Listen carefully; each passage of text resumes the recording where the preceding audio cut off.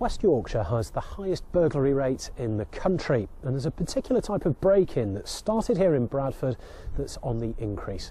As I've been finding out, there's a lock that's fitted to millions of homes up and down the country that can be broken in seconds. My one wish would be to get rid of all these cylinders. They're very weak. They still sell them in DIY stores. He said the laptops have gone, the mobiles have gone, everything's gone. The Xbox has gone, everything that was down here that was sellable. Believe it or not, it will only take 2 minutes, 30 seconds to go through a whole house. Right, and I'll have a little dust around and see what I can find. Woodhouse in Leeds, and this is an increasingly familiar sight for scenes of crime officers across West Yorkshire. It was about 3 o'clock this morning, and I woke up because I heard a loud bang. So I went and woke up my boyfriend. He got up and went downstairs. We had a look outside the window, but we couldn't sort of see anyone around.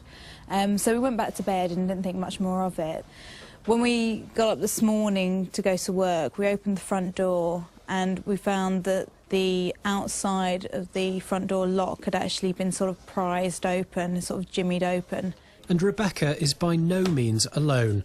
Locksmiths working for this security firm reckon they've been called out almost every day to break-ins where the lock has been snapped. The policeman came around this morning and had a look at the lock. He explained that really it was a more old-fashioned type of lock, and he was the one who recommended that we actually had the new style of lock put in.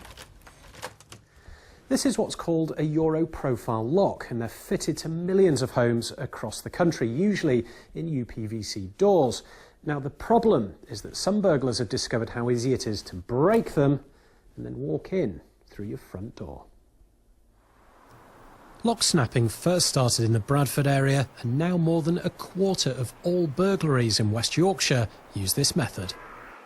Peter Findlay is a career burglar who's recently been released from prison. He says he's now going straight, but reckons he's burgled literally thousands of homes. So what does he make of the Euro cylinder locks? If I had the best lock picks in England, I won't bother using them. Just snap lock. It's more simpler, quicker.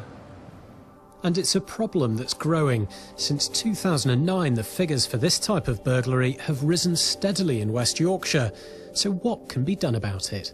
If you're not sure about the standard and quality of your locks, contact your local crime reduction officer who will provide advice free of charge. Think about getting in touch with one of the not-for-profit organisations, of which there are a number in West Yorkshire alone. The Association of Chief Police Officers are working with the door and lock industry to come up with a new British standard for locks, but at the moment there are no locks on the market which come up to the new standard. The locks are vulnerable to the specific type of attack, but it can take anything between 50 seconds and 2 minutes to force the lock. What we'd want to do is ensure that the new British standard locks are a lot stronger than that and can resist attack. I wouldn't want to put a specific time frame on it, but certainly the testing is extensive and the new locks are now in the process of being tested. So between 50 seconds and 2 minutes, we've been told that many of these locks can be broken a lot quicker than that. Time to find out. To demonstrate just how easy it is to break into one of these locks, we've brought in a former burglar who's now a security expert, and he's going to show us how it's done, and we're going to time him. A member of the public has allowed us to test the theory on their front door.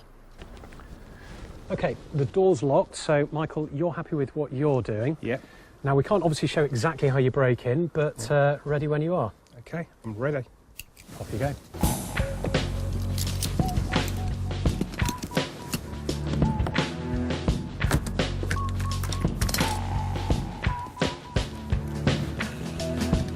"15 seconds so far.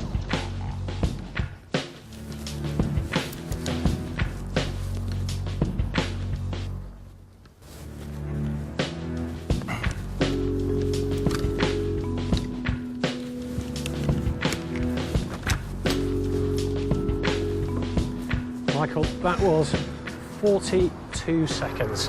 That was slow. Was it? Very slow. Feeling a bit rusty there. But how easy is that to get in, really? To be honest with you, I'm very, very surprised how easy it was, because that broke off the cylinder so easy, and all I had to do then is actually take the mechanism out. And, I mean, that really shows just how easy it is for someone to get in. It's amazing, absolutely amazing. When you look at the security on the actual lock-in, and yet you can get through that cylinder so easy, totally amazed. 42 seconds, and to be fair, this isn't something you're doing every day either, is it? So, no. Someone who knows what they're doing, I mean, who knows how fast that could have been? I reckon you could cut that down to 15 seconds. Really? It's quite worrying then, isn't it? It is. Big worry. We've arranged for security company KSAC to fix the householder's broken lock. The managing director, Neil, is not at all surprised at how quickly Michael was able to get in. It's very easy to do.